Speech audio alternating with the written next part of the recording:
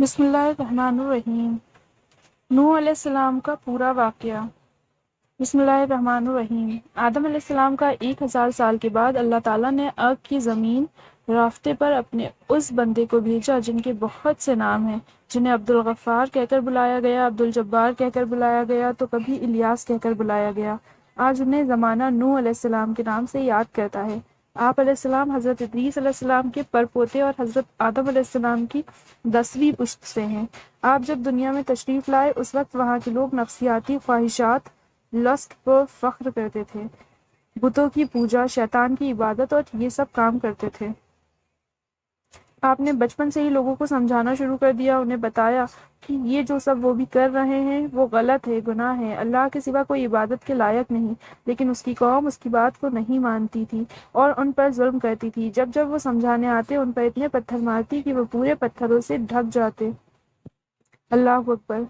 تاریخ میں لکھا گیا ہے کہ تقریباً 950 سال تک آپ دین کی دعوت دیتے رہے اور ہر بار آپ کو یوں ہی پتھروں سے مارا گیا۔ اللہ اکبر۔ آپ کی دعوت پر صرف کچھ ہی غریب لوگ اور مسکین لوگ آپ پر ایمان لائے، باقی پوری قوم گمراہ کی گمراہ رہی۔ انہوں نے آخر تک اسلام قبول نہیں کیا اور بدکاریاں کرتی رہی۔ اور پھر اللہ تعالیٰ کا پیغام نوح علیہ السلام کو آیا کہ اے نوح، اب تیری قوم ہدایت نہیں پائے گی۔ نوح علیہ السلام رو رو کر اللہ تعالیٰ سے دعائیں کرنے لگے کہ اے میرے رب، میں نے انہیں بہت سمجھایا لیکن یہ باز نہ آئے، یہ گناہ کو گناہ نہیں سمجھتے، یہ بے حیائی کو اچھا سمجھتے ہیں، ظلم کو اچھا سمجھتے ہیں، بس اب تو انہیں نصیحت فرما اور یا پھر نیست و نابود کر دے۔ اللہ تعالیٰ کا پیغام آیا، اے نوح، تو ایک کشتی بنا، بے شک تیری یہ قوم بہت جلد ہلاک ہونے والی ہے۔ اس کشتی میں تو ایمان والوں کو لے کر جانا، باقی سارے کفر کرنے والے ہلاک ہوں گے۔ جیسا کہ نوح علیہ السلام پہاڑ پر رہتے تھے جہاں نہ کوئی دریا تھا، نہ پانی، نہ لکڑی، نہ لوہا جس سے کشتی بنائی جا سکے۔ آپ نے درخت اگانے شروع کیے اور پھر جب درخت بڑے ہوئے تو ان کی لکڑیاں کاٹ کر کشتی بنانا شروع کی۔ آپ لکڑی کے تختے بناتے اور لوہے سے کیل بنا کر جوڑ جوڑ کر کشتی بناتے۔ ہسٹری میں ہے کہ ایک کشتی تقریباً 100 سال میں بنتی تھی۔ آپ کی قوم روز آپ کے پاس آتی اور آپ کا مذاق بناتی اور زور زور سے ہنس ہنس کر کہتی کہ کیا مذاق ہے، یہاں نہ سمندر ہے نہ دریا، یہ کشتی چلاؤ گے کہاں، اور ایسے ہی بول کر ہنستی جاتی۔ آپ آسمان کی طرف دیکھتے اور صبر کرتے اور اپنے رب کے دیے ہوئے حکم کی پیروی کرتے رہتے اور کشتی تیار کرنے کی کوشش کرتے رہے۔ یہ کوئی معمولی کشتی نہیں تھی، اسے جیسے نیچے سے کور کیا گیا تھا ویسے ہی اوپر سے بھی کیا گیا تھا تاکہ بارش کا پانی اندر نہ آئے۔ اس کشتی کو 3 فلور کا بنایا گیا تھا، جس میں سب سے نیچے والا حصہ جانوروں کے لیے، بیچ والا حصہ انسانوں کے لیے، اوپر والا حصہ پرندوں کے لیے تھا۔ تینوں میں دروازے بھی لگائے گئے تھے۔ اللہ تعالیٰ نے حکم دیا کہ اے نوح، کشتی میں ہر مخلوق کے جوڑوں کو رکھنا، انسان، جانور، پرندے، سبھی کو، تاکہ آنے والی نسلیں چلیں۔ آپ نے اپنی قوم کو آخری بار آواز دی کہ آ جاؤ اس کشتی میں، یہ کشتی نجات کی کشتی ہے، اس میں آؤ گے تو امان پاؤ گے ورنہ ہلاک ہو جاؤ گے۔ آپ کی قوم زور زور سے ہنسنے لگی اور صرف کچھ ہی لوگ کشتی میں سوار ہوئے۔ تقریباً 80 لوگ ہی تھے، جن میں آپ کے 3 بیٹے حام، شام اور یاف اور ان کی بیویاں بھی تھیں۔ جیسے ہی تمام جانور، پرندے، انسان کشتی میں آئے، تندور سے زمین سے پانی ابلنے لگا۔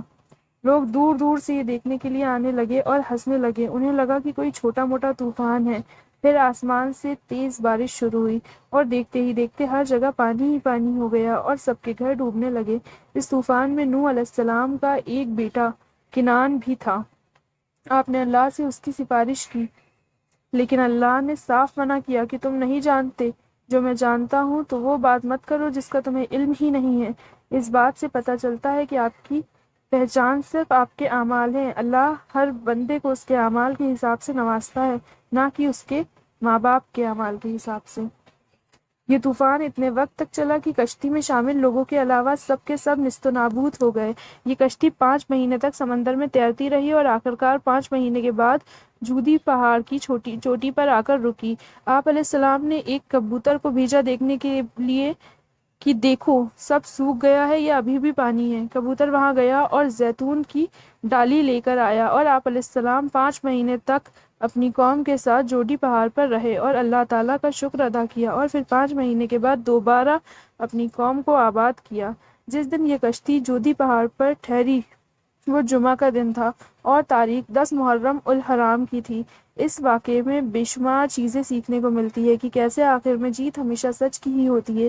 بھلے ہی وقت لگتا ہے، لیکن ہر تکلیف، ہر درد، ہر صبر کا بدلہ اللہ جانے نہیں دیتا، اس کا اجر ہی دیتا ہے، بلکہ اگر دیر سے قبول ہوتی ہے تو اس کا اجر زیادہ دیتا ہے۔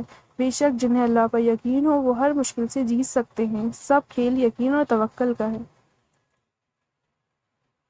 جزاک اللہ خیرہ۔